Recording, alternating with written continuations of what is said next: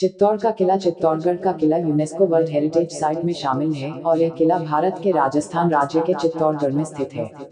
यह किला बेहद ही विशाल है और एक पहाड़ी पर बना हुआ है जिसकी ऊंचाई 180 मीटर है। इस किले को चित्तौड़ का किला भी कहा जाता है। 280 हेक्टेयर के क्षेत्र में फैले इस किले से बेहद ही रोचक इतिहास जुड़ा हुआ है और यह किला भारत का सबसे बड़ा किला है। यह किला गौरव का प्रतीक माना जाता है और इसे 7वीं सदी में बनाया गया था। इतिहासकारों के अनुसार इस किले को शासक चित्रांगदा मौर्य द्वारा बनाया गया था। कहा जाता है कि बप्पा रावल ने 724 ईस्वी में इस किले की स्थापना की थी और इस किले पर 834 वर्षों तक मेवाड़ द्वारा शासन किया था। कई बार किया गया हमला। चित्तौड़गढ़ किले पर कई बार हमला किया जा चुका है और इस किले को बचाने के लिए कई सारे राजपूत शासकों ने अपनी कुर्बानी दी है। रानी पद्मिनी को हासिल करने के लिए इस किले पर अलाउद्दीन खिलजी द्वारा साल 1303 में आक्रमण किया गया था। इस किले पर दूसरा हमला 1567 में अकबर द्वारा किया गया था और महाराणा उदय सिंह से यह किला छीन लिया गया था। हालांकि 1616 में जहांगीर ने यह किला महाराजा अमर सिंह को वापस कर दिया था और दोबारा राजपूतों का हक इस किले पर स्थापित हो गया था। किले के अंदर हैं बेहद ही सुंदर महल। इस किले के अंदर कई सारे महल हैं जिनमें से एक महल को पद्मिनी महल कहा जाता है। पद्मिनी महल सफेद रंग का है और इस महल में काफी सारे शीशे लगे हुए हैं। इस महल के अलावा इस किले के अंदर राणा कुंभा महल और फतेह प्रकाश महल भी हैं। राणा कुंभा भी काफी सुंदर महल है और यह महल इस किले का सबसे पुराना महल है। ऐसा कहा जाता है कि उदयपुर के संस्थापक महाराणा उदय सिंह का जन्म इसी महल में हुआ था।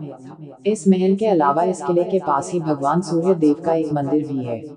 चित्तौड़गढ़ किले के पास ही बैराज नदी भी है जो कि यहाँ का आकर्षण केंद्रीय है। चित्तौड़ के किला के अंदर एक वक्त में 84 जल निकायें हुआ करती थी और ये सारी जल निकाय पानी से भरी रहती थी।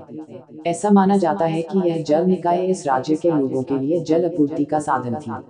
किले के अंदर बने हैं 2 स्तंभ। इस किले के अंदर ही 2 पाषाणीय स्तंभ भी बनाए गए हैं जो कि देखने में बेहद ही सुंदर हैं। इन स्तंभ को कीर्ति स्तंभ और विजय स्तंभ के नाम से जाना जाता है।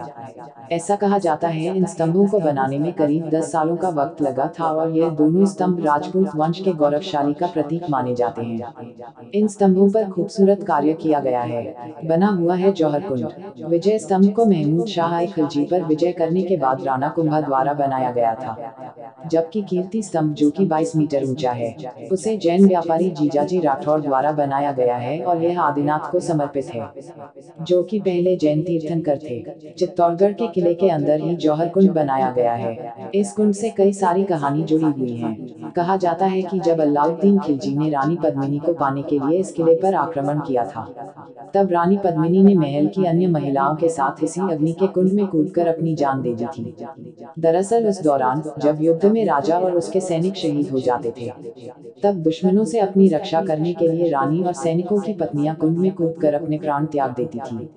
इस प्रथा को जौहर प्रथा कहा जाता है। चित्तौड़गढ़ किले चित्तौड़गढ़ का किला का लाइट शो। चित्तौड़ का किला चित्तौड़गढ़ किला घूमने में काफी समय लग जाता है क्योंकि यह बेहद ही बड़ा किला है। वहीं इस किले में लाइट शो भी किया जाता है, इसलिए अगर आप इस किले में घूमने के लिए जाएं तो इस लाइटिंग शो को भी जरूर देखें। यह लाइटिंग शो राजस्थान के पर्यटन विभाग द्वारा किया जाता है। यह शो 58 मिनट की अवधि का होता है जो कि शाम के 7 बजे शुरू होता है। इस शो को देखने के लिए टिकट खरीदनी पड़ती है जो कि 50 रुपए की होती है। चित्तौड़गढ़ दुर्ग। इस दुर्ग का निर्माण 7वीं शताब्दी में चित्रांगद मौर्य के द्वारा करवाया गया। चित्तौड़गढ़ दुर्ग राज्य का सबसे प्राचीनतम दुर्ग है। इस दुर्ग को चित्रकूट नामक पहाड़ी पर बनाया गया है। यह राज्य का दक्षिणी पूर्वी द्वार है। इसके बारे में कहा जाता है कि गढ़ तो चित्तौड़गढ़ बाकी सब गढ़ैया। चित्तौड़गढ़ दुर्ग में 3 साकरे 1303, 1534, 1567-68 में हुए हैं। जयमल की हवेली चित्तौड़गढ़ दुर्ग में है। इस हवेली का निर्माण महाराजा उदय सिंह के काल में हुआ। चित्तौड़गढ़ दुर्ग के प्रथम दरवाजे का नाम पांडुपोल, दूसरा द्वार भैरवपोल, तीसरा द्वार गणेशपोल, चौथा द्वार लक्ष्मणपोल, 5वां द्वार जोड़नपोल, 6ठा द्वार त्रिपोलिया तथा 7वां द्वार रामपोल है। भैरवपोल के पास ही वीर कल्ला राठौड़ की छतरी स्थित है।